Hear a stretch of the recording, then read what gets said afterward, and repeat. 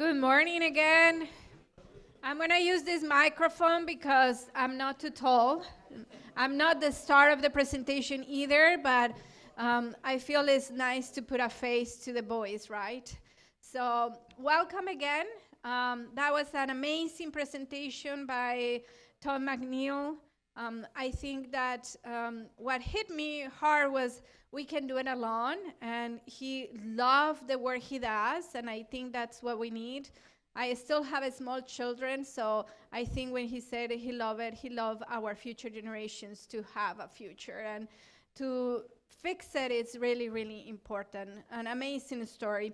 Today I have an amazing panel.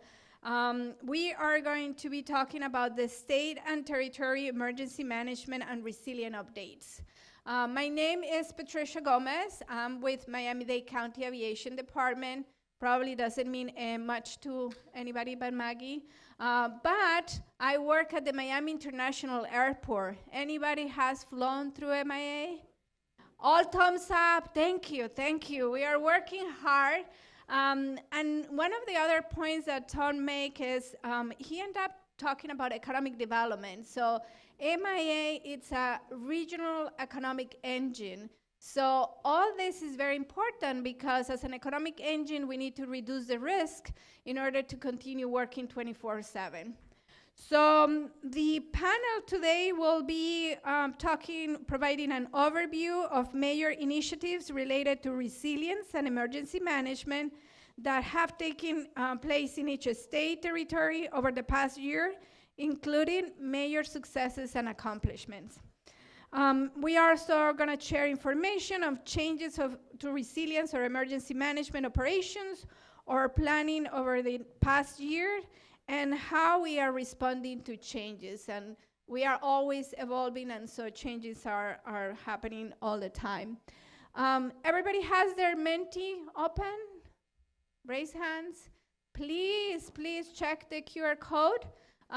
Submit your questions. We are going to take them all at the end. Don't worry, we will save some time for you to ask those questions. But if you come up with a question, submit it right away. So we have plenty of questions to test our panelists. So with that, we are going to start introducing our panelists. So we are going to take the first trip to the U.S. Virgin Islands. And I'm going to thank Hilary. She has spent the past 2 days in the airport trying to make it today. So not this airport, over there. I don't know if that makes it better or worse, but she did an extremely hard trip to here. So thank you, Hilary, for coming. Hilary Lohmann has worked in small island resilience around the Caribbean for 10 years, including the Dominican Republic, Barbados, Belize, and the U.S. Virgin Islands. She studied animal behavior and Spanish at Bucknell University, received a master's in marine affairs from the University of Rhode Island, and completed a Fulbright scholarship with the University of the West Indies. Hilary has been working in the U.S. Virgin Islands since 2016 and has been the territory's coastal resilience coordinator since 2019. These include projects and policy that plan for and respond to impacts of change to the natural and built environment, communities, and systems of the U.S. Virgin Islands from the watershed's perspective. Hilary, please come to the mic. You want to use that one? Can you guys? You have to turn it on. Turn it on? That seems fair. Yeah. Good morning. I think you guys can hear me. Let's make sure I got this. Thank you very much for the intro. Thank you all for having me. I'm Hilary Lohmann. I'm with the Department of Planning and Natural Resources with the Government of the Virgin Islands. So I'm going to share a variety of project updates related to resilience. I do not work in emergency management. We have our esteemed Director of Emergency Management, Daryl Joshin, is with us for this conference. Hey. And so I was really inspired by the introductory discussions, and I want to make sure that that resource and a lot of context can happen with emergency management. But I've got some cool stuff to talk about. So the spirit of this meeting is doing less with more together. I think we're all familiar with that. And so those are going to be some of the touch points. I have a mostly very just visual presentation. I think that will help also show some of the Virgin Islands. Have you guys ever been to the Virgin Islands? Wow, sweet. Have you guys ever been to St. Croix? Nice, impressive. Okay, so then you know where it is. We are to the east of Puerto Rico. We are down here in the middle of the Caribbean. We're very small. There's 3 major islands and less than 100,000 people total. And so everything about the supply chain is expensive. It's hard to get stuff there. It's hard to get people there. Everything is expensive and smaller. So in the spirit of that, I also want to point out, just how small the Virgin Islands are. All of the watersheds, the Huck 14 level, which is what we work with, they're all coastal. So all ridges drain out to the coastal zone. And so we are an entirely coastal jurisdiction. Everything that happens on land ends up in the sea. So the Coastal Zone Management Program, I've been working for the past 10 years to do a lot with partners outside of coastal zone management to bring the spirit of watershed planning and resilience to other places or other agencies. I think one thing I want to highlight is that a lot of us, we will approach the same scene and see it differently. I work with Public Works a lot. We work with our Emergency Management Authority is like our FEMA arm. So a lot of our FEMA projects, we have project managers in VITEMA, but it's our house in planning and natural resources that tends to have the people with the background in planning, watersheds, stormwater, all of these things. So how do we get our house out and about and our values and needs to other places? This is a really exciting project, highlight. Resilience can mean a lot of things. And so just this past year, this is a lot, my friends and colleagues in the Virgin Islands, this is our friend, Dr. Olassie Davis. And this picture up here is the actual, that's out of a plane. I took that. That's the Maroon Ridge. So we just had a major land acquisition for our local parks division. So we have national parks. Actually there in the back, in the south of that photo is Sandy Point, which is a U.S. Fish and Wildlife Service protected area. So we are doing a lot of land acquisition to, not only is that watershed stewardship and protecting our coastal zones, it's public access, it's historic preservation, cultural preservation. Do I touch? Okay. Oh. I won't touch it anymore. So that came through one of our Less with More. We are currently, the Department of Planning and Natural Resources, we were awarded, thank you, a major NOAA Climate Regional Challenge Award. So we have a $69 million award. 2 of the major divisions in the Department of Planning and Natural Resources that are managing that are our local parks division, which is how this Maroon Ridge acquisition happened, and there's a lot more acquisitions on deck. And our Coastal Zone Management division, we're doing a lot of watershed things, and a lot of the rest of the few slides, a lot of those activities are funded and sponsored by the NOAA award. Separately though, in the past year, if you guys have been to this presentation in the past, sometimes I've been updating on items under number 1 here. For the past 5 years, Coastal Zone Management has been working with the University of the Virgin Islands. Kim Waddell from EPSCoR is here. This is his and my esteemed colleague, Dr. Greg Winnell here in the white t-shirt. So we've been working together on data, because if you don't have an understanding of what it is, then you don't know what you would need to plan for or respond to and recover from. So our shorelines, we are a shoreline dependent place, and we really didn't have a handle on our shorelines, so we've been doing a coastal vulnerability index. We've been understanding the dynamics of our waves and our near shorelines. This all really matters because it gets into planning. I'll highlight that the U.S. Virgin Islands, if I'm not mistaken, had the nation's first hazard mitigation plan turned hazard mitigation and resilience plan. So we built in a lot of governance and planning into a typical state hazard mitigation plan. And all of this, the reason I bring these 2 slides together is because Dr. Gwinnell and I just gave this 5-year update, not only at the American Shorelines and Beach Preservation conference late last year, we also presented this to a bunch of government stakeholders like the Port Authority and other agencies, Office of Disaster Resilience. And so we are all trying to get our messages out and bring people together. And so in the spirit of that, the rest of these are just kind of a bunch of photos. I couldn't be more proud of how many photos of people looking down there are, because that means that we're looking at the lay of the land, we're looking at what's already there, we're looking at where does the water come from and where does the water go. We have a lot of compound flooding because of our steep slopes, as well as all of the things coming from the marine environment. And so these are some examples of partnerships. So in these photos, we have Department of Public Works staff, we have coastal zone management inspectors, we have the University of the Virgin Islands, we have community partners, and everyone, these are 3 separate sites, and everyone, what we're doing now is we're all going out to the same scene where there's a problem, and we're taking a look at it with our different eyes and perspectives, and we're sharing with one another what might have led to this and who has the resources to do what about it. A lot of it comes back to Public Works as who has the resources to do what about it, but we would like to inform decisions that are made about how to fix our roads when they're damaged. I'll also say that a lot of what you'll see is indicative of the fact that we have drainage infrastructure. We do not have a drainage system. So there are pieces of drainage infrastructure that are not always connected.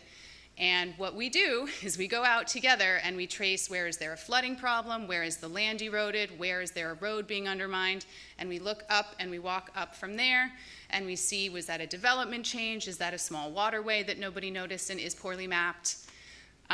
So I also just wanted to let you guys see what is the size and shape and scale of our roads, of our drainage infrastructure. This is it. And it's really important that we get it right when we do work, because we don't have a lot of money, we don't have a lot of staff, and we're not going to in the future. And so it's been really exciting. Now in this photo, we have more folks with the Department of Public Works. This on the right is like this gut, this water, this dry stream bed that when it rains, it flows down the side of a school. So we've been meeting with the Department of Education. The entire territory is still rebuilding from 2017, so a lot of our monies, we're still working towards that. Our timelines are slow. We got to get it right. So we're going out with different team members to make sure that when we see project sites, someone might have a project site, but we need to make sure that everyone's looking at it. Here we have Olassie out with our public works and construction teams. Our infrastructure is old. This involves historic preservation as well as infrastructure management. And so we also worked, I'll close with a few other unrelated highlights. This past summer, Duke University, through a partnership that I made with Ashley Ward at this meeting in previous times, so everybody get your networking on, it comes to fruition. So Duke came this past summer, they're coming back this next summer. This was all about heat management, but hey, in the spirit of partnerships and doing less with more, we got a whole bunch of students who were interested in doing work to come collect data for data that we need to inform decisions. Finally, this is just other people getting together. We had our National Park Service partners work together with Moat Marine Lab to help us get some water quality stuff installed, and then we had partners do a water meeting.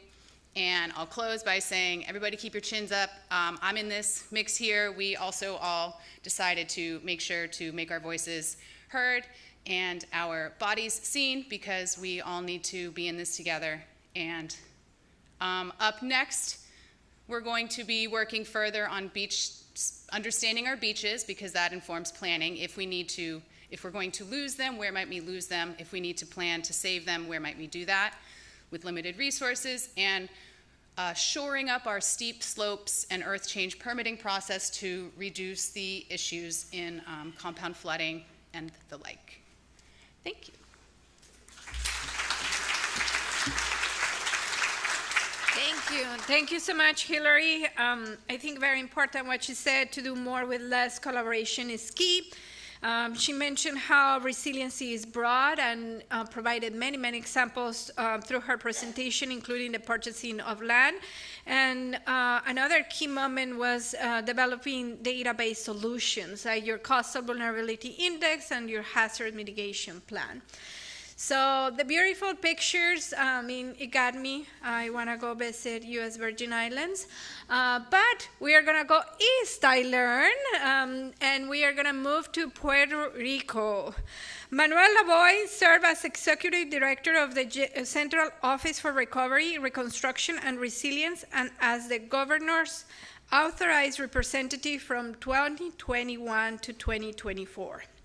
He was responsible for over $40 billion in FEMA disaster recovery funds across multiple federally declared disasters. Under his leadership, the pace of the recovery gained momentum as new infrastructure, permanent repairs, and mitigation projects can be seen throughout the island. Manuel also served as the Secretary of the Department of Economic Development and Commerce and as the Executive Director of Puerto Rico Industrial Development Company between 2017 and 2020. His achievements include a new incentives code, the Single Business Portal, and Invest Puerto Rico. Manuel is a graduate of the University of Puerto Rico with a bachelor's degree in chemical engineering and a master's from the Ana G. Mendez University of Puerto Rico. He has more than 18 years of experience in the private sector. Please help me welcome Manuel.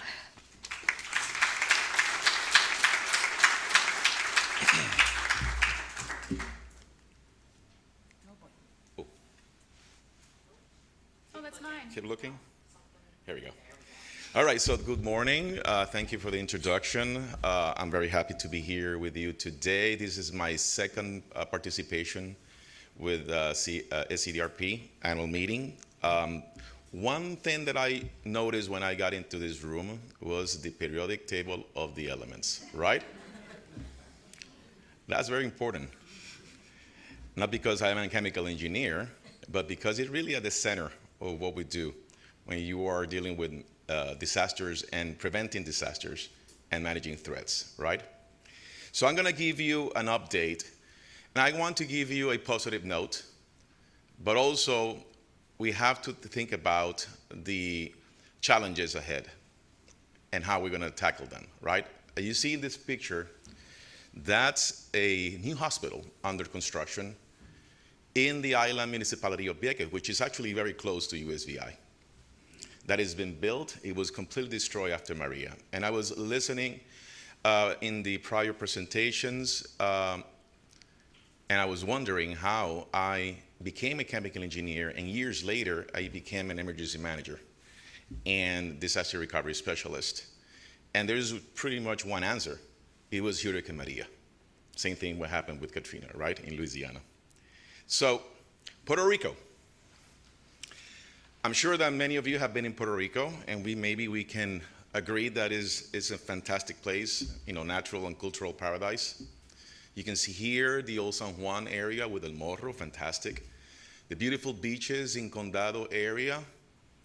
I actually put that picture with, the surfing area in Rincon just because of Claire, because she loves going surfing in Puerto Rico. It's a beautiful place.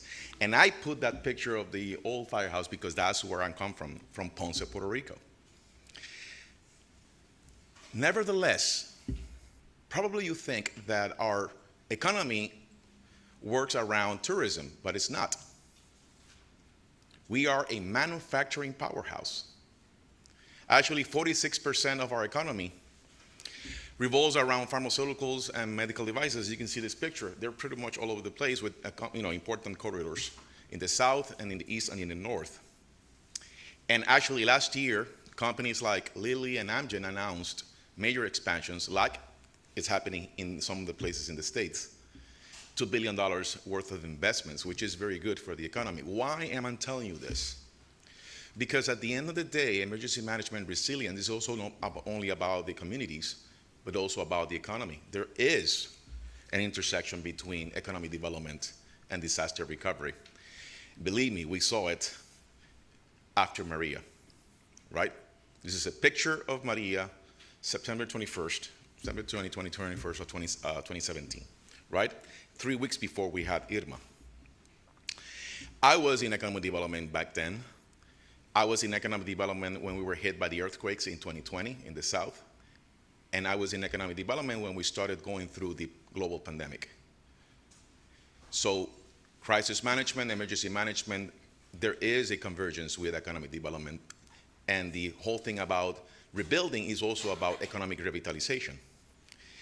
When I moved into actual emergency management in the role of Core 3, the Office of Reconstruction and Recovery and Resilience, we were going through the initial phases of rebuilding after Maria, adding another layer of earthquakes in the middle of a pandemic, and then we have 2 more additional major disasters, including Fiona, Hurricane Fiona in 2022, and Storm Ernesto also in 2024, right? Actually, yeah. You cannot see the table here, that's fine. But information is in the Core 3 Transparency Portal, so I'm going to improvise here a little bit to show you the data, right? So there are 3 major programs right now deploying funds and projects for those recovery efforts, mainly Maria, but also the other disasters. Public assistance from FEMA for permanent work, that's the long-term recovery. Second, hazard mitigation, Section 404 of the Stafford Act. Those are the resilience projects. And also, we have a bunch of money under CDBG-DR and CDBG-EMIT. Those are the HUD funds.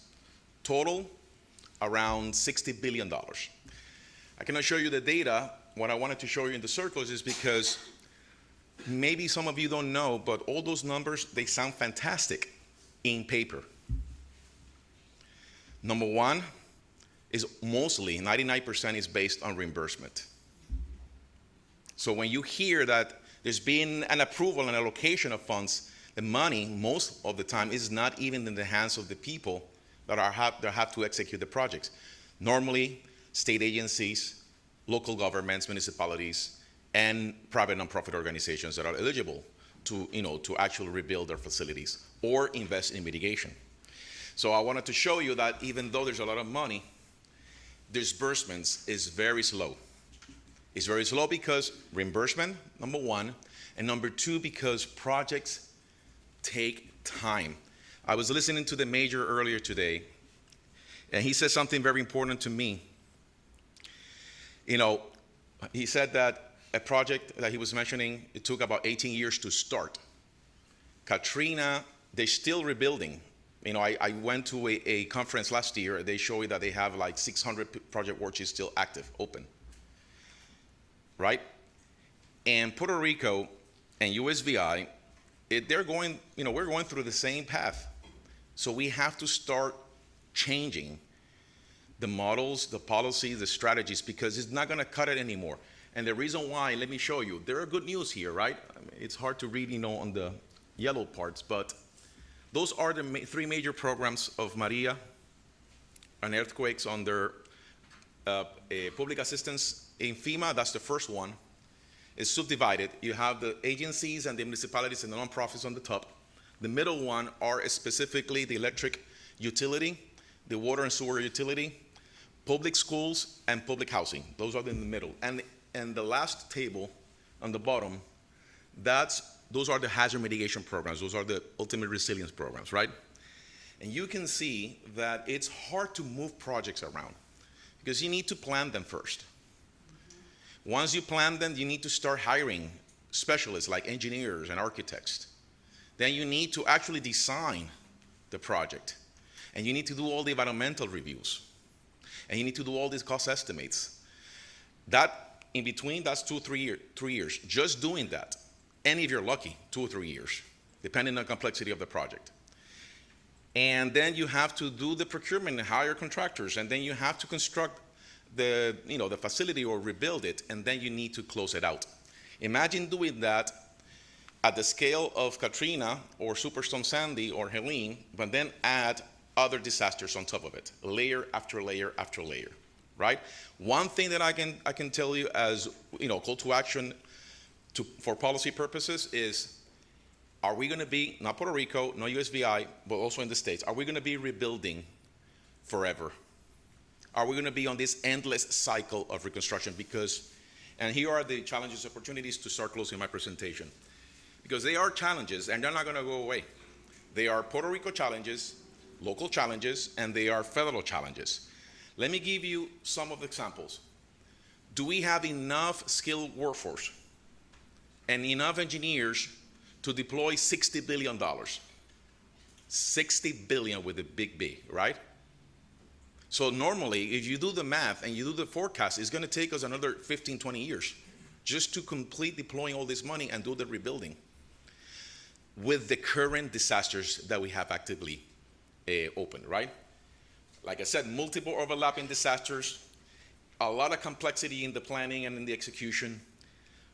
Don't forget, maybe you don't know this, but Puerto Rico's government is still in bankruptcy. It declared bankruptcy in 2017, so we don't actually have the ability to go to the markets and issue debt, which is a major tool to try to supplement, right? So these are a number of things that we have to deal with. And on the federal side,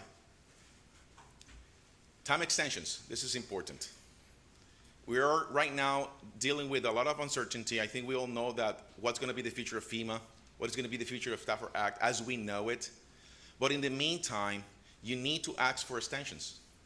Puerto Rico, most of these projects and the grants will expire in the next 2-3 years, and we still need another 10-15 years to rebuild. Right? That's a major one. And I have to highlight excessive bureaucracy. Do we want to continue doing the same thing with the same processes? Do we want to continue the same project delivery methodologies when we know that this is unusual? This is a new norm, the public crisis. And it's happening not only in Puerto Rico, but it's happening here in the States.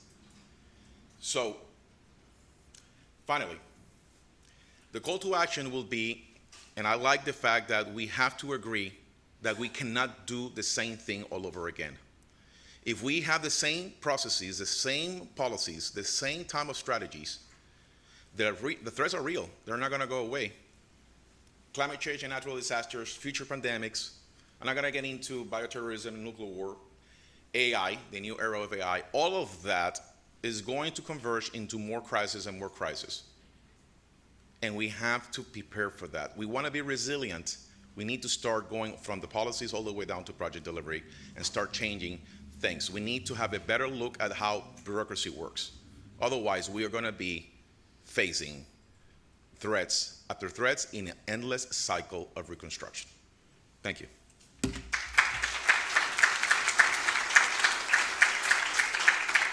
Thank you so much, Manuel. I mean, he started linking again the economic side, the economic development with Puerto Rico's fascinating manufacturing of pharmaceuticals and medical devices, which I knew from before, but I think it's always good to remind us of that. And then he kind of highlighted how funding is a challenge, and it goes very slowly when you get that funding, but also the challenges that we don't want to build the same way we did it before, right? And that goes with the team, how we can reduce the risk. So now we are gonna make another stop in my home state in Florida. Dr. Duane DeFreese is the Executive Director of the Indian River Lagoon Council and Indian River Lagoon National Estuary Program.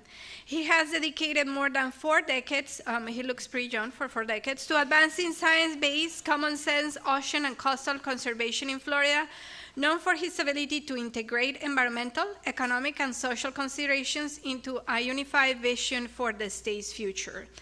He holds a BS in zoology from the University of Rhode Island. So Hilary and Duane are both from the same university.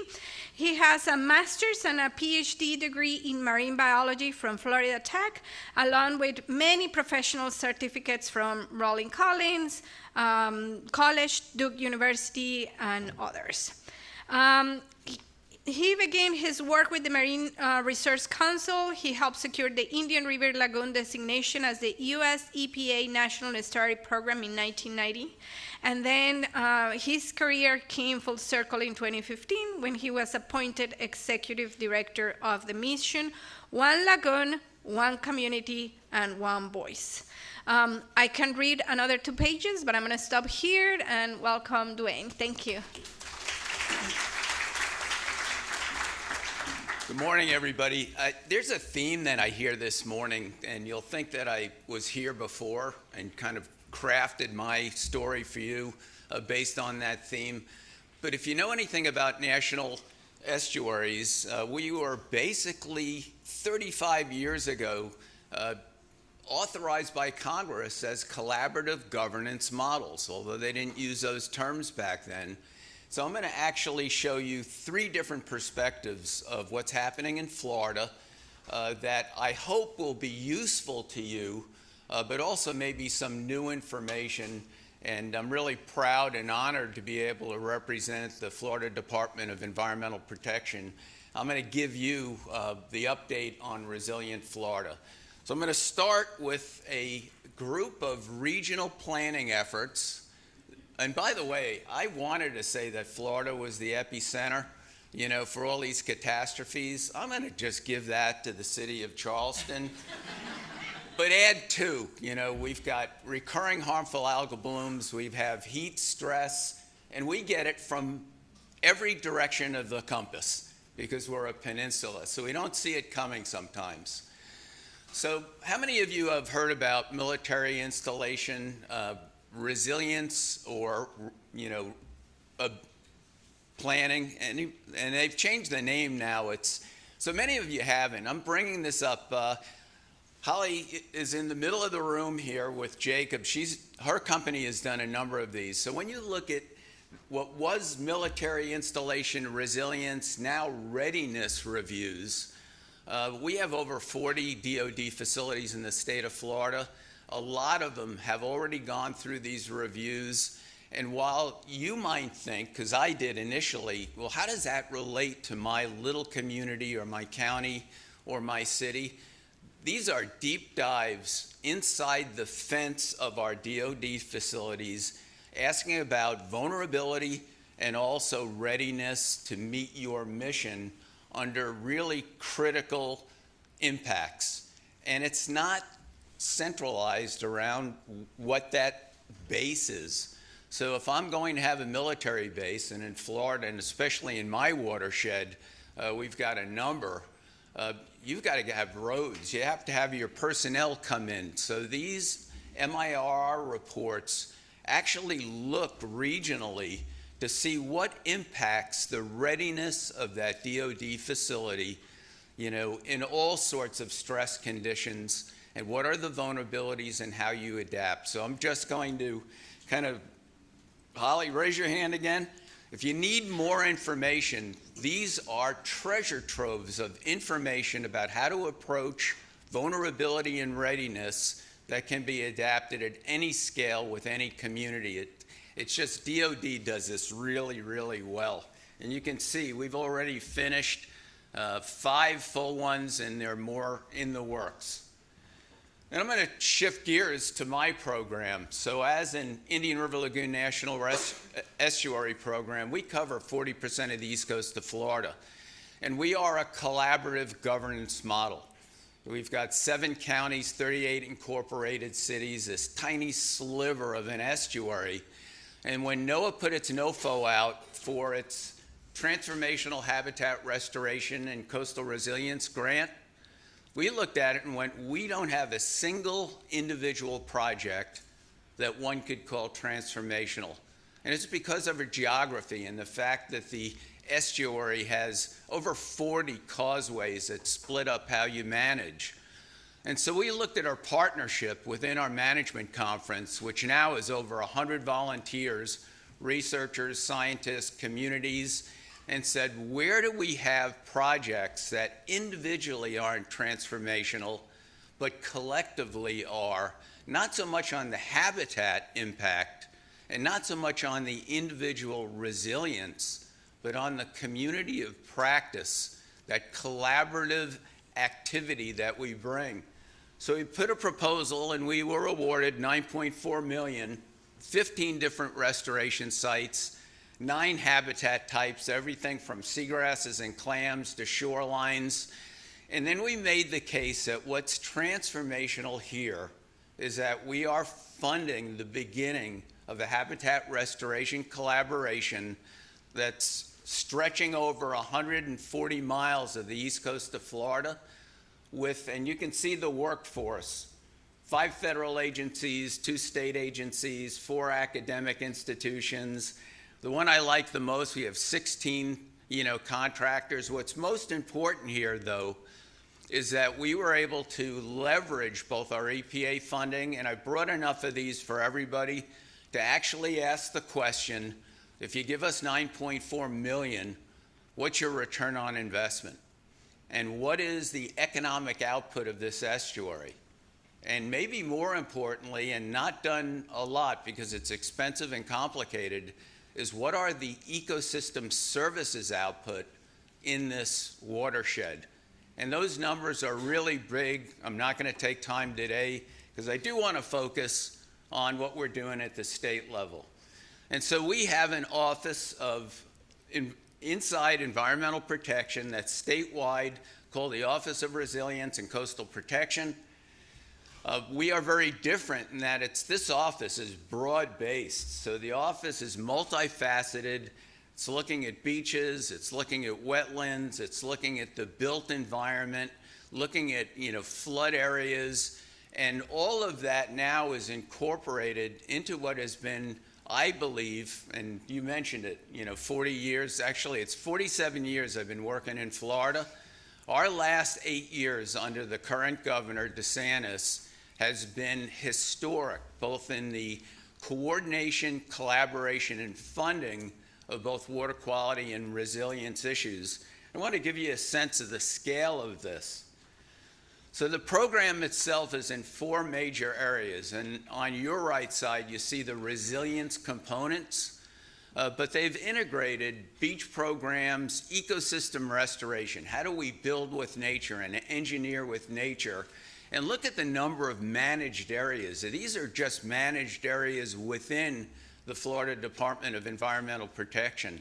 It doesn't include the millions of acres that we have in water management districts, local governments. And so we've got this rich tapestry of natural areas. Many are highly vulnerable. Many are being impacted by what has been historic rapid growth. We've slowed down to 800 people a day coming into the state of Florida. And so how do you move this forward? And I know our theme is doing more with less. I've been in business. You can do more with less for a while, but eventually, if the needs are great, you're going to need more investment to do the projects, to do them well, and to do them so they're sustainable over a long period of time. One of the things Florida did early on was they said, if you're going to get funding for resilience projects, you must have a vulnerability assessment that's in place, that has been reviewed by the Office of Resilience. We are 90% completed, 67 counties in the state, 100% are in process. So by the end of the year, I'm told, 100% of our counties will have vulnerability assessments. And this graph is kind of the distribution of funding for these projects. All local cost share, if you've got vulnerability, $1.6 billion has been spent in infrastructure improvements to improve resilience, but it's going to be $2 billion if you look at all of the planning documents, and if you add the water quality investment and improvement in stormwater, wastewater, septic systems. In the last 8 years, and we are in the last year of our current governor, over $9 billion has been invested in water and resilience. So I'll just leave you with this. If you want more information, I'm going to do the whole deck, so you can see that after. But we do have a new Chief Resilience Officer, Eddie Bouza. And if you need more information, contact Alex Reed or contact me while we're here. Thank you.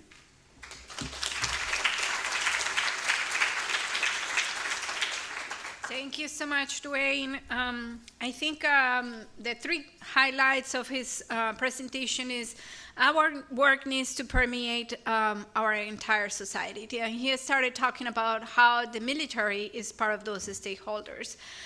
He talked about collaboration. I mean, 2,400 volunteers. Talk about that. That's a massive amount of people. And then quantifying, and again, going back to the data need, quantifying economic output and ecosystem services, which is so critical and important for people to understand. So we have arrived to South Carolina again. We have Alex Butler from the South Carolina Office of Resilience. He is the Resilience Planning Director for the South Carolina Office of Resilience, where he oversaw the development of the state's first statewide risk reduction and resilience plan. Alex has a bachelor's in geology from Clemson University and a master's in geography from University of South Carolina, where his studies focus on the interaction of people, land use, and climate on the hydrological cycle of South Carolina. Prior to his current role, Alex managed the water quantity permitting section at the Department of Health and Environmental Control and worked as a hydrologist for both the Department of Health and Environmental Control and the Department of Natural Resources. In his spare time, Alex connects people to watersheds, and it's a whitewater kayak instructor. And I heard that those are like the people that really know how to respond on very quickly, because otherwise you will be not in a good place. So looking forward to see how he integrates his passion into the presentation. Welcome. Please help me welcome Alex.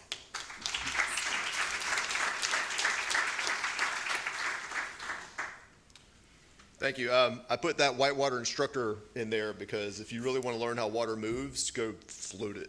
That's really important. But the Office of Resilience, welcome to South Carolina. We do have an Office of Resilience. It sits in the governor's office. You can see our mission up there. It's really to lessen the impact of disasters on our communities, and we do that through long-term planning, hazard mitigation, and disaster recovery. I do want to take a second to define resilience for South Carolina, because I think that word gets tossed around a lot, and we define it as the ability of communities, economies, and ecosystems to anticipate, absorb, recover, and thrive when presented with environmental change and natural hazards. I got a new fancy background that I didn't have before. Okay. Helene is still the big story in South Carolina. I know we talked about it last year at this meeting. We have received funding from HUD for that disaster, but you can see the scale of impact across the state from an area of the state that's not used to being impacted by hurricanes. Unfortunately, we kind of predicted this in the state plan, so we've been thinking about this ahead of time.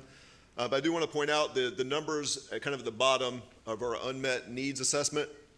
$1.7 billion in unmet housing need, 192 million in infrastructure, and 224 in economic. I was having some good conversations last night at a dinner about how we are underreporting those impacts, especially on the economic side. There's just not a good data collection side thing, so that's a thing we need to be doing, and that we need to be improving, because that's how money gets to come back to the state. We do have two active recovery programs. We have a state-funded rapid rebuild program that's using state dollars that were set up with our office and a reserve fund. We're able to move those quicker than the federal dollars, so those houses are already under construction, and our CBDG DR program will be starting up soon. I think we're actually putting the first ones in next couple weeks. We are doing things a little bit different in this disaster. This is the first disaster since we had an Office of Resilience. We've made changes to how we're rebuilding housing. So we're going to more resilient building practices. We're spending a little bit more money on each house to make sure they have continuous load path, the improved roofing standard, and we're also replacing mobile homes with stick-built homes where possible. So it's a little bit more expensive, but long-term, we think that really builds resilience for the state. And so that's a big change in our programs for this past year. And there's the first house that was built under our rapid rebuild program. This was actually used in using money in a partnership with Google. So Google kicked in some money to this program, and we're able to supplement the state dollars with some private dollars into the program to really expand the number of people we can help. But this was the first home that was built. You can see it was a trailer that was pretty badly damaged, and we're able to come back in and replace that with a stick-built home at no cost to the homeowner. Big efforts in our resilience planning and coordination. I think last year I mentioned we were hiring watershed coordinators for the state. We are now fully staffed in that effort. We have watershed coordinators. Our Santee watershed coordinator, Catherine Min, is here in the room, so she's back in the back. Hope you meet her. But they're really starting to engage communities and understand what communities need at the local level and coordinating that back with the state.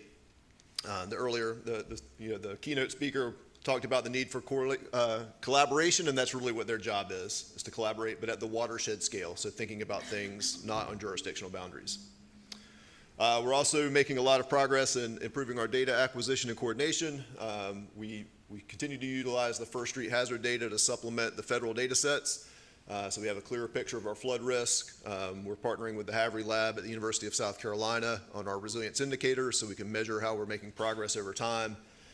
We've started deploying low-cost water sensors in a partnership with Clemson University. This is the Clemson Bridge Box program. Pretty low-cost water sensors that are deployed at scale. We've deployed over 125 of them, I think, up to this point. But we're trying to take this statewide to really increase the density of monitoring in the state.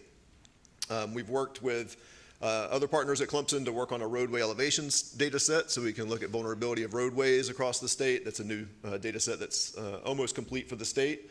We're working to update our coastal LIDAR, getting high-resolution land cover data sets for the state.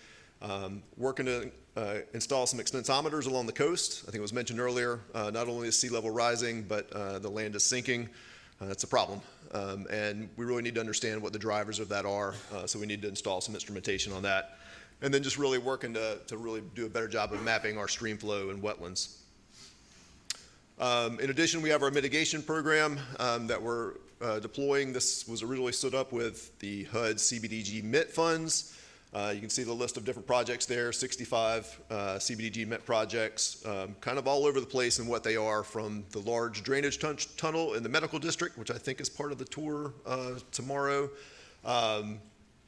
It was a $10 million investment in the medical district, to kind of traditional gray infrastructure of increasing culvert sizes, some nature-based infrastructure, as well as some assorted strange projects like cleaning up the Yorktown, which, go look at it in the harbor, was full of nasty stuff. If the Navy ever offers you a free aircraft carrier, do not take it. It is not a free aircraft carrier.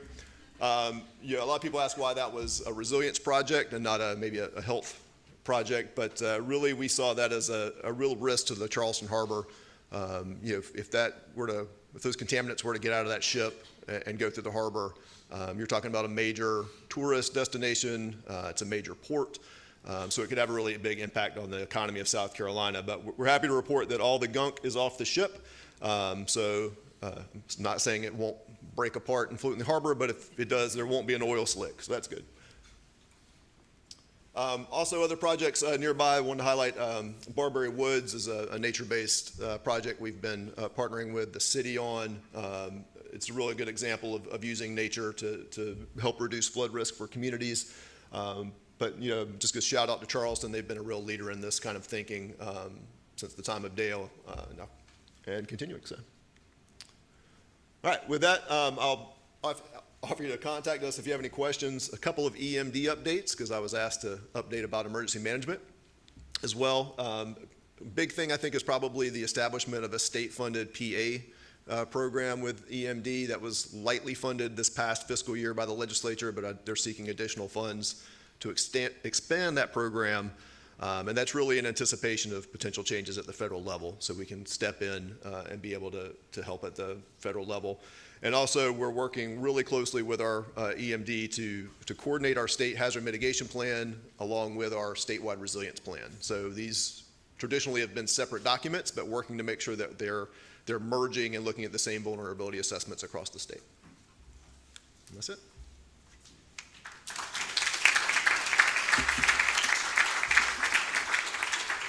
Thank you, Alex. And we are going to split the Carolinas. We are going to go to Georgia next. But the three highlights for me, he again talk with examples about the importance of data-driven decisions and the underreporting of economic benefits.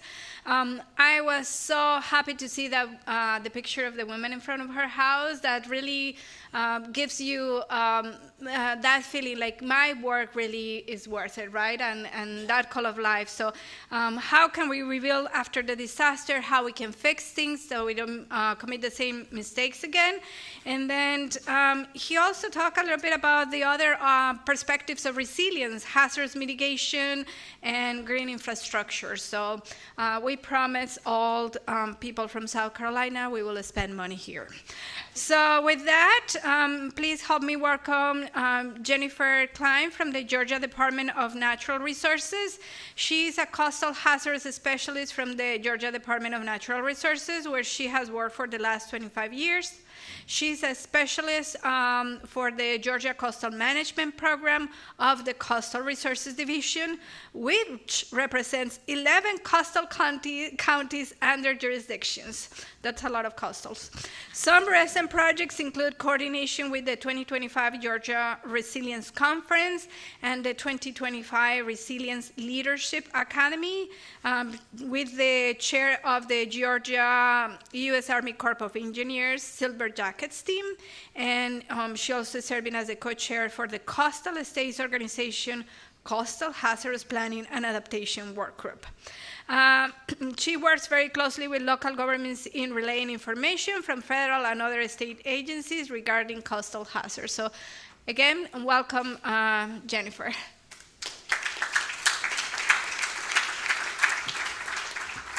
Thank you.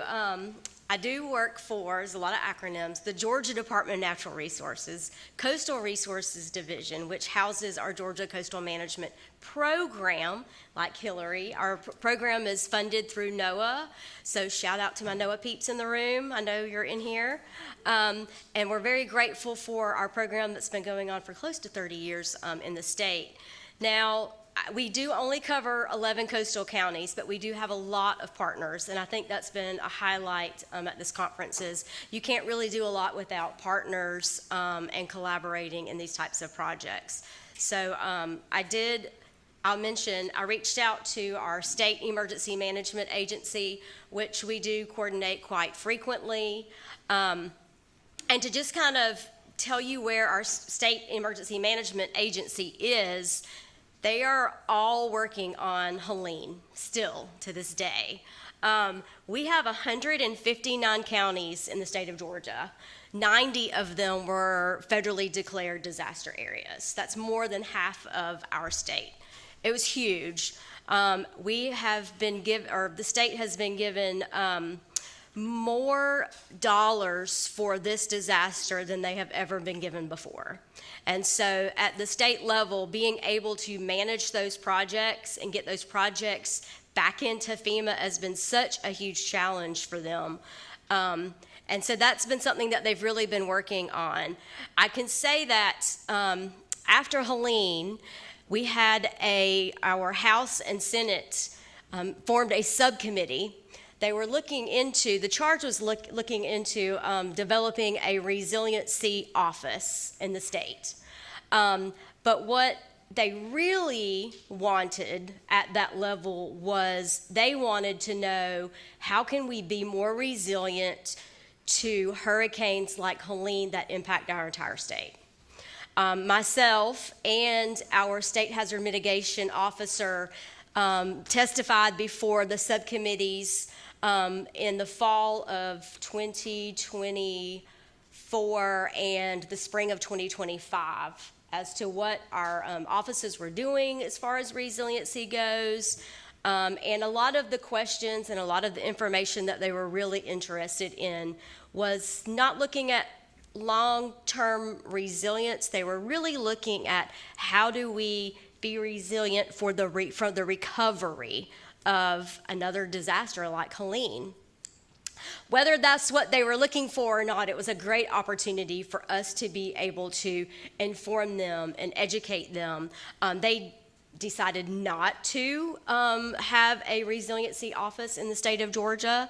They are continuing, however, to make sure that a lot of resiliency is incorporated into existing agencies' work and programs that are ongoing. So we also have taken that opportunity with over $400 million coming through HMGP funds to make sure our communities had what they needed to put in those projects, but also as a state agency, we've taken that opportunity and we have put in for a $5 million project to be able to put in a living shoreline in a coastal community. So that's just kind of a new opportunity for us. We've had these projects already on the books. They were not funded because they're really big projects. And being able to have those projects shovel ready has allowed us to just put them right, into the books, minus the cost benefit analysis. If anybody's got assistance with that, please let me know. And so those have been really important for us. After speaking with our state agency, they're still kind of operating status quo.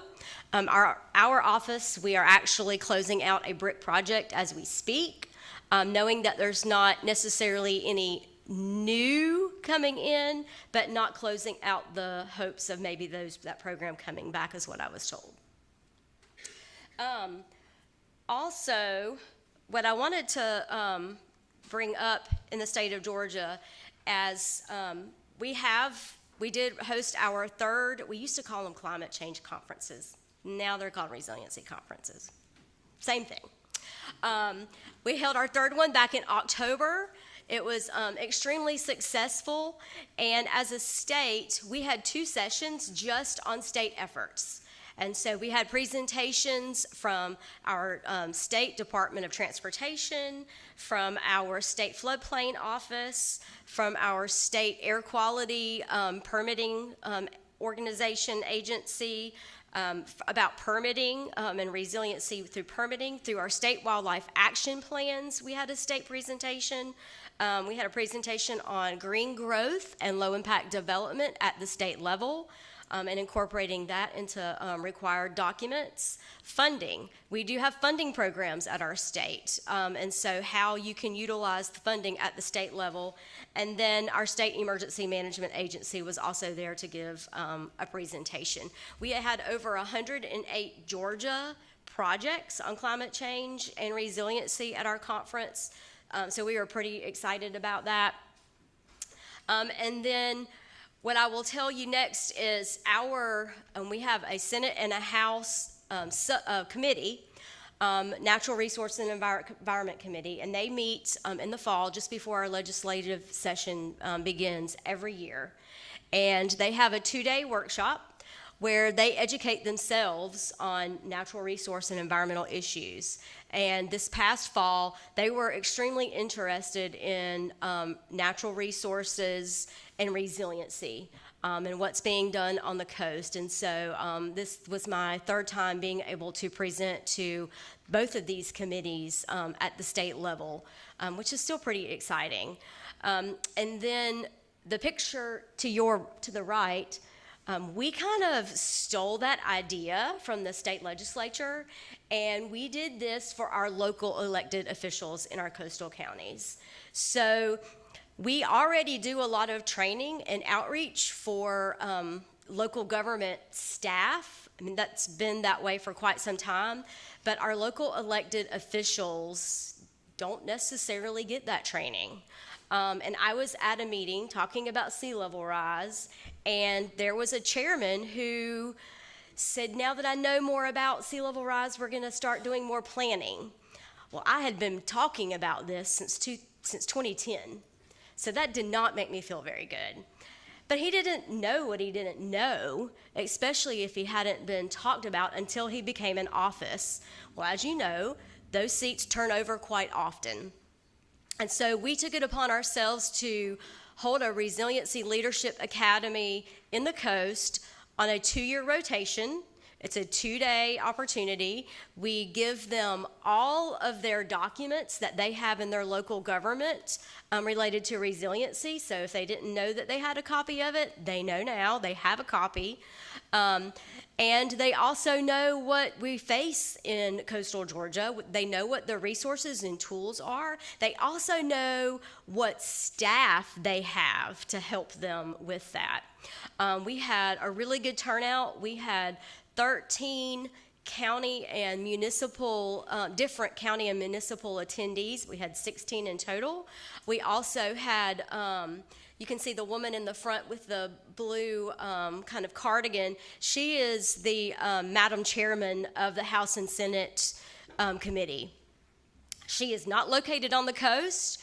Her jurisdiction is actually up near Atlanta, but she's very passionate about this. She came and spoke, her name is Representative Lynn Smith, to these local elected officials and talked about the importance of resiliency. And it's been so exciting because those who graduated from our academy are constantly, hey, I want to go see this resiliency hub that was built down at the end of the coast. They were a panel at our climate conference. We've actually since solicited 2 to be on our Coastal Advisory Council, and just being able to get them engaged, I think will be huge for us as being able to put this kind of stuff forward. And so that's been extremely successful for us. And I think that was the one thing that I will say that has been extremely helpful for us is that, and with help from the SCDRP many moons ago, we do have disaster recovery and redevelopment plans in all of our coastal counties, also in 20 of our southwest Georgia counties.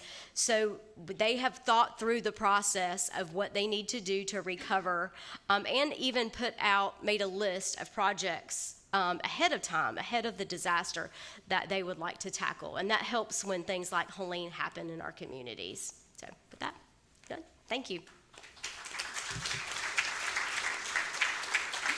Thank you so much, Jennifer. This trip has been very, very nice. I'm putting a lot of tools in my toolbox. I'm sure you guys are going to walk away from here with that toolbox full. She really honing on the network collaboration that happens at conferences like these, and the networking, minimizing risk, maximizing the future, and how we can involve the elected officials. So our next trip, make a space in your toolbox for North Carolina. We have Brian Byfield. He currently serves as the resilience planner for the state of North Carolina. He's an urban and regional planner with 3 decades of professional experience across sustainability and resiliency planning, transportation, infrastructure development, and land use optimization. He has served in varying capacities for national government bodies, state agencies, non-for-profit organizations, and engineering consulting firms. He provided services for municipalities, regional development organizations, and state departments of transportation, primarily in North Carolina. He completed his master's degree in city and regional planning at the UNC Chapel Hill. His bachelor's is environmental resources development. Environmental Resources Development and Regional Planning from the University of Technology in Kingston, Jamaica. So when he is not working in resilience and sustainability, he is a coach. And so we will hear from Brian. Please help me welcome Brian. And last year we spent lots and lots of money in North Carolina. So you should be thankful for that.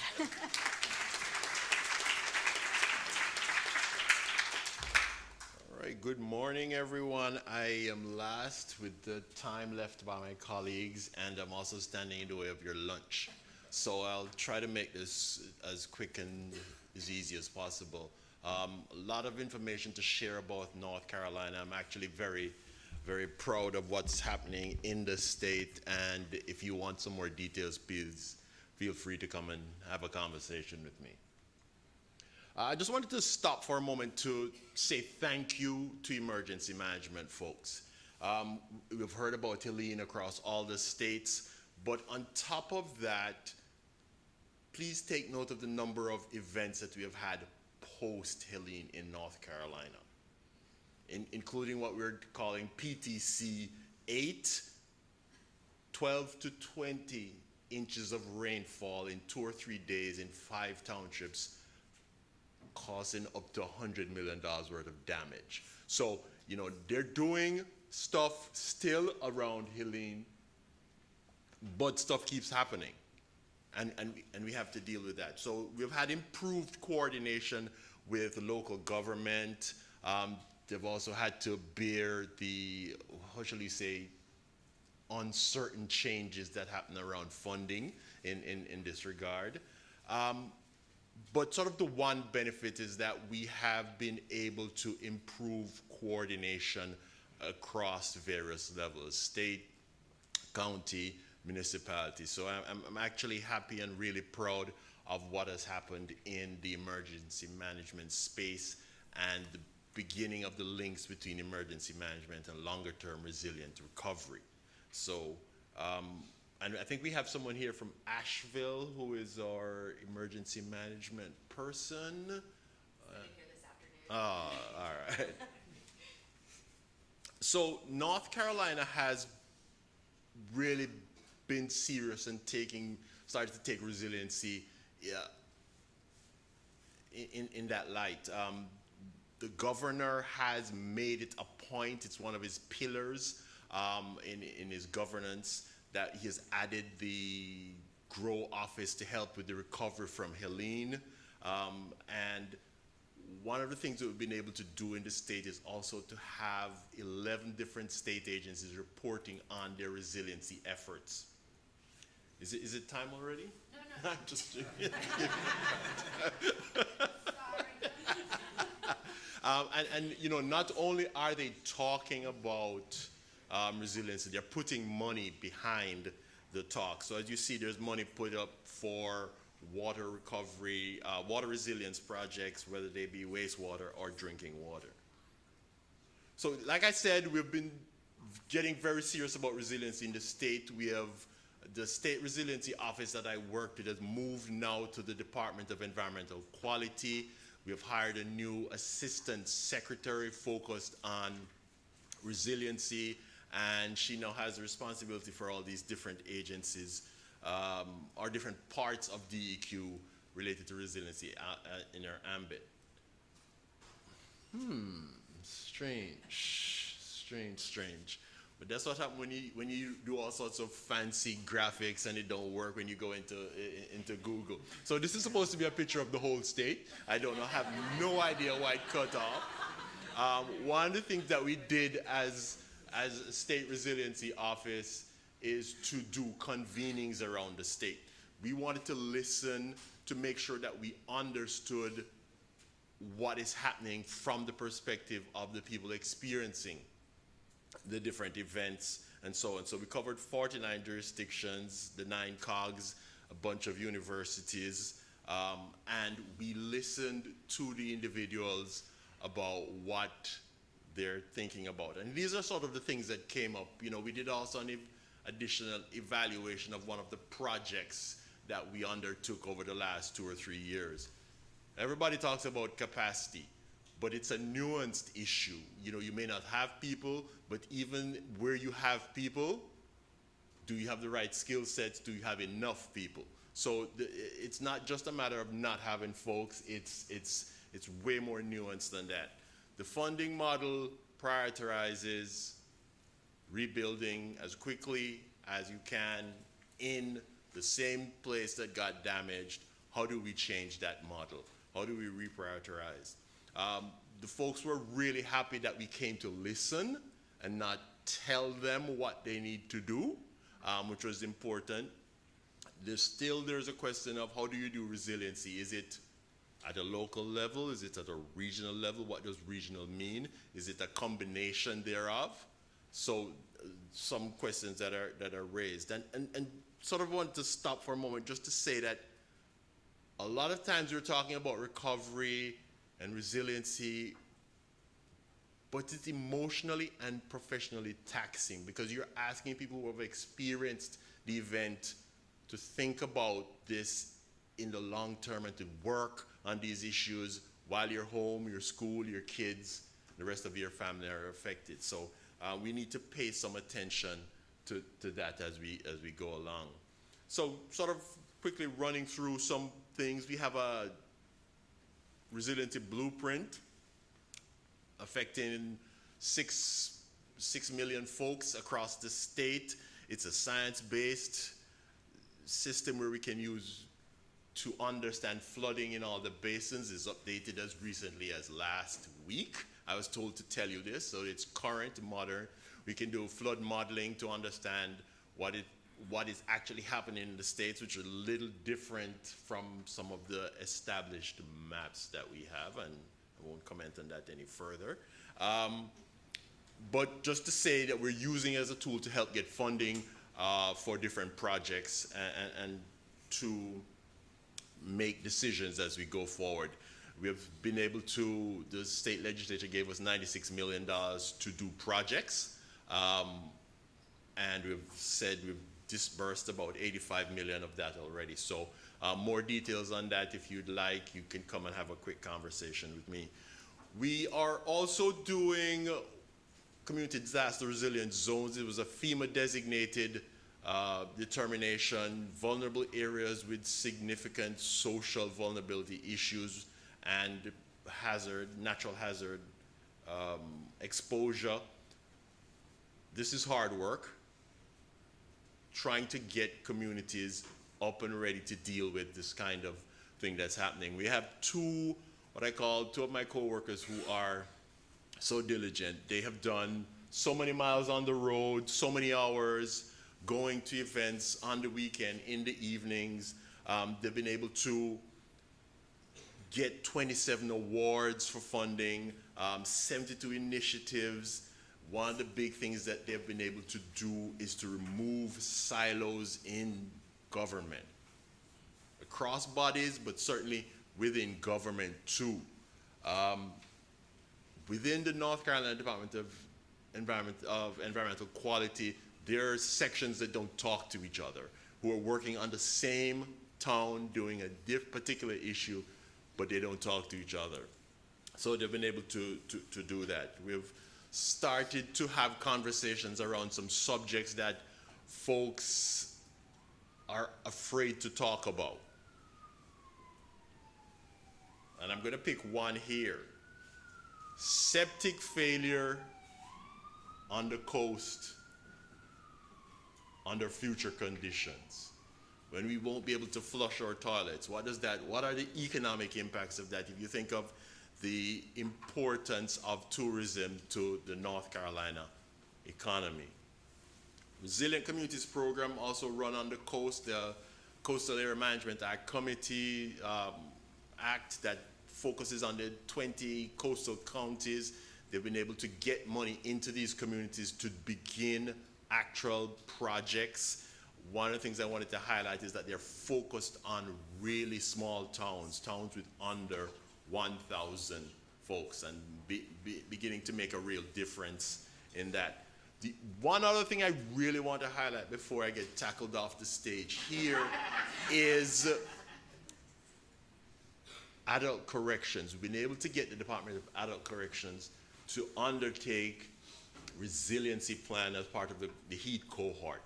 They're thinking about what resources do they have, who are the folks they're impacting, and making sure that resilience is a part of their operations. And I think it's an unusual partner, and we're really grateful to have them. The DOT has done wonderful work on Helene recovery, opening up I-40 back to Tennessee, major economic link.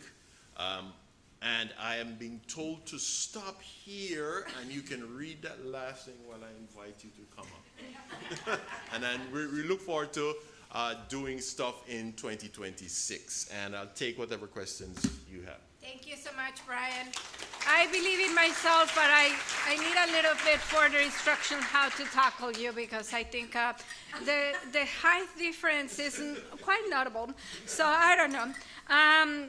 It was great. We had an outstanding trip I got a few more tools for my toolbox. I think very important, and I appreciate he started thanking and being grateful for our collaborators, our network. Sometimes we don't do this as often as we should. Know your geography. I think it is very important as well. No kidding, but yes, a good point. And having a resilience blueprint to track progress. So that was very interesting. So now we have a lot of questions, but I think the food is waiting outside. So we are going to select a few. There is plenty of amazing questions, but all the speakers are going to stay here, not in this room, but stay here through the conference. So please reach out to them if your question was not selected. So the first question, how is your team working with emergency management to incorporate resiliency plans, and are these efforts beyond flood resilience? So who would like to take that question? It's a loaded question. Go ahead, Manuel. You can start. Yes. So when you're rebuilding after a major disaster, like Helene or Maria, and you need to work with the emergency management team to formulate the projects, whether you're going to repair the damaged facility or infrastructure, whether you're going to restore that facility, or whether you're going to replace that facility or infrastructure according to the damages. There are three considerations that I think it goes into this question. Number one, normally the program is to take that facility to pre-disaster condition, design and pre-disaster condition. If you do that alone, there's no built-in resilience. So what do you need to do working with the emergency manager that is dealing with all these projects for repairs or replacement is to ensure that the projects incorporate the latest codes and standards, right? Construction codes, construction standards, industry standards associated. And I think it was your presentation, one of the presentations that show how there are, rebuilding houses with, new measures associated with those construction standards. That's very important because you're dealing with facilities sometimes that they were, constructed 20 years ago, 30 years, 40 years ago, right? And those standards and codes, are eventually updated, and that builds resiliency in itself, number one. And number two, it provides, FEMA provides under the public assistance program, it provides ability to inject in itself mitigation measures, right? If you're going to replace a window, for example, the window in itself needs to be up to new codes and standards, but you can also install a shutter, right?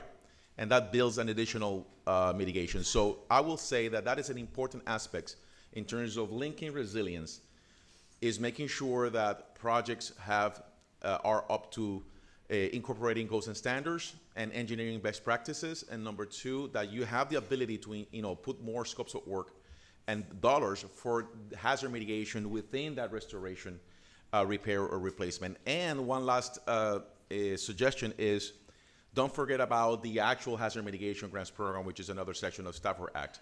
You can actually present to FEMA scopes of work that will be able to supplement each other, and then you add an additional layer of resilience, making sure that you avoid duplication of benefits, right? So that will be my take. Thank you, Manuel. Anybody wants to add? I can say it. Oh, go ahead. I just want to add that in North Carolina, we're beginning to build those relationships. I mentioned silo removal, having meetings and constant dialogue with emergency management officials and those doing resiliency, those doing recovery at the different stages of the recovery process. So it's a long-term relationship that we're building and improving. When we started out saying we're coming to do resiliency, a lot of folks were very defensive about taking over their professional space and so on. But I think we've gone well beyond that now, and we're beginning to build relationships and look at how can we work together. And yes, it's beyond flooding, working on heat, on other issues. Yeah. That's perfect, yes. And your presentations talk about that. You guys talk about heat, you talk about other resiliency efforts, purchasing lands, land management, so it's a very broad topic.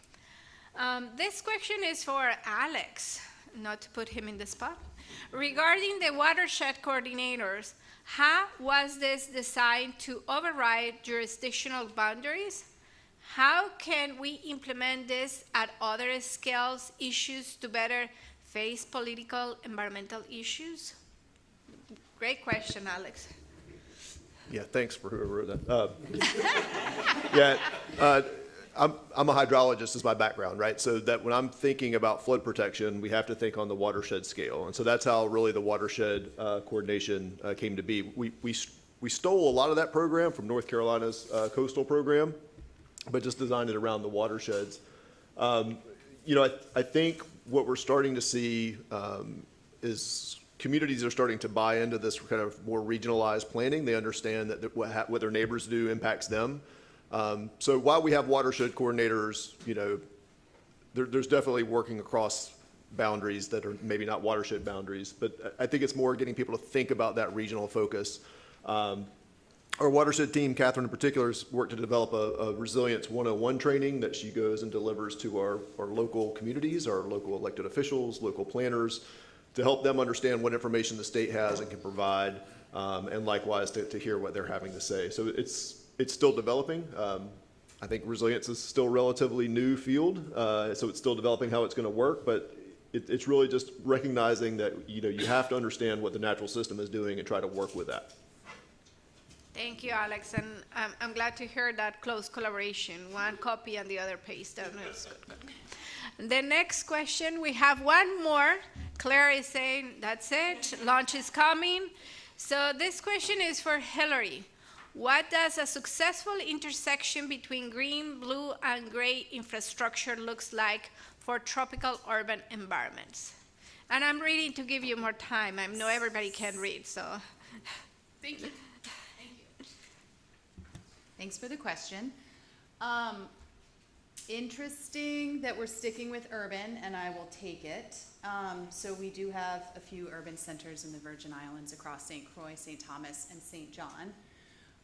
What does a successful intersection? So I'm going to highlight a few things. Definitely you got to start at the top of the watershed and then take a look at where does nature say water is going to flow and where does the infrastructure that already exists there, insert here buildings and roads, where does that infrastructure say that the water is going to go? Because a lot of times you have to take, it is a whole piece and there's moving pieces within it. Water will flow quickly past here, it needs to make a corner here, but then the culvert needs to be bigger down here because there's actually a bigger flow arriving to this site than you thought when you just saw the flooding right above it. So the watershed, pick your watershed scale and start from the top of it.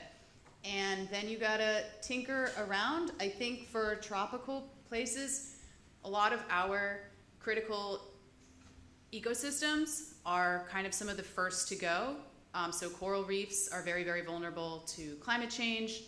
We also only have small sizes of things in the small islands. We have small wetlands, right? We have reefs and we have pocket beaches and things like that. So I think you have to connect all the dots, and I think you also have to be very realistic about what nature can do. So healthy ecosystems can do a lot, but there's a lot of hindsight in what a healthy ecosystem that does ecosystem services looks like. And so I think we're getting really good working with our Department of Public Works, because they are basically our gray infrastructure folks, to say, where does the gray infrastructure need to be bigger or different in order to accommodate more water passing through here? And how can you kind of green as much as you can the things that need to be gray so that you have a balanced element? But I think we are definitely coming to understand that you have to be realistic about the state of the hazard benefit cost analysis. I'm closing with this. The benefit cost analysis is huge, and sort of getting outside of the theory of performance and into the practice of like how much water is going to come back through here, and then what are you expecting the cost of that event to be. So I really think working from the top of the watershed allows you to introduce as much green as you can while also making sure that you have your gray in place. Thank you so much, Hilary. I cannot thank them enough. They had done a great job. They are very outstanding practitioners. So please feel free to reach out to them, connect with them. And with that, I'll pass it on to Claire for further instructions about the food.